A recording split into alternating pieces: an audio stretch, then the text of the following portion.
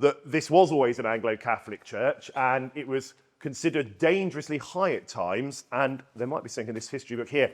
And there was a group you may have heard of or may not have called the Kensits, who were very extreme Protestants. On one church in Cornwall, they actually locked the vicar in the vestry, pulled out the contents and burnt it in the churchyard, and they used to protest. Oh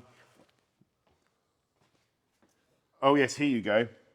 I won't come too near, but you've got St Mark's, New Barnet. Illegal practices paraded, religion shocked and outraged, ignored by the bishop, mitre and incense underway, Protestant churchmen get marching orders. So there was, they apparently, and this is in the pre-war period, they used to stand outside and protest to try and stop people attending church in the name of church.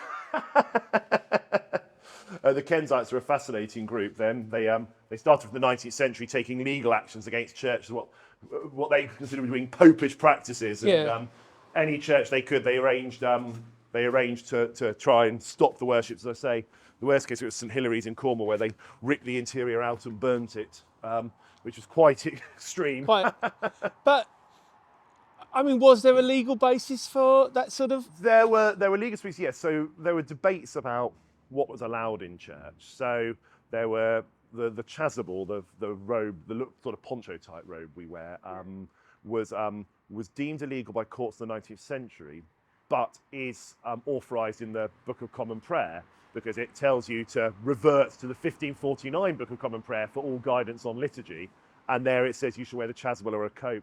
Then there were debates about candles on altars. So there was a very famous case where the Bishop of Lincoln, Edward King, who's really a very saintly man, was taken to court because he had candles on his altars, and it was argued that candles aren't mentioned in the liturgy or in the canons, therefore they were illegal and popist practices.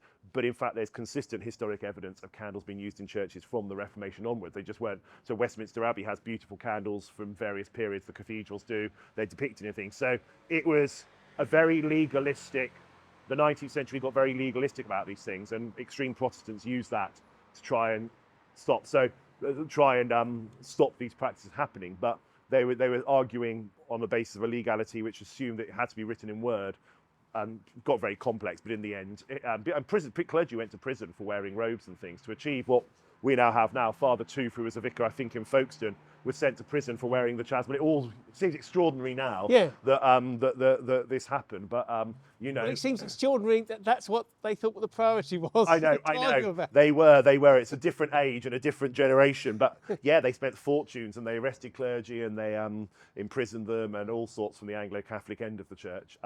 But in the end, it sort of became accepted, and some of it was a lot of those practices, like candles and vestments, could arguably have precedence, but they weren't written down. Later on, other things did slip in, you know. So, but now in the current situation, is it just that it's just tolerated, or is it that it's now been written down and it's now legal? Use all the candles you can have? It's all legal now. It's all been. I mean, as I say, it's one of those things that could be argued was illegal or was legal. It was never defined, but it is now all perfectly. Oh, okay. The church it's been embodied in. Yeah. There are papers that, there are definitions of robes and this, that, and the other. So most of it is now, I think, pretty all legal. It was argued whether it ever was illegal. You know, again, incense was deemed illegal in a court in the 19th century, but then other people have found proof that they were using it in Ely Cathedral into the 1780s. So, it's. Although they probably only use it to get rid of the smell of the peasantry rather than in a ceremonial sense. But you can't prove that either way, to be fair. But they definitely were buying incense and were storing an incense burner as late as the 1780s. So it's just occurred to me that I don't know, what does incense represent? Is it the gifts to the nativity, or? So incense goes back earlier than that. It goes right back in the temple. God asks the people to burn incense, and frankincense was the main one. Frankincense is a resin taken from a tree. Yeah. It's quite hard to get to. If you were sent to harvest resin, it was basically a punishment and you were likely to die in a quagmire.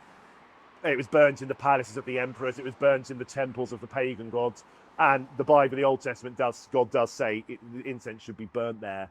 And so later on, Christians adapted this and used it as an offering. And the sweet smell is offered as a thanks to God. The smoke reminds us of our prayers rising, and reminds of the cloud that encompassed God's people. But the Protestants didn't like it because it was Old Testament and.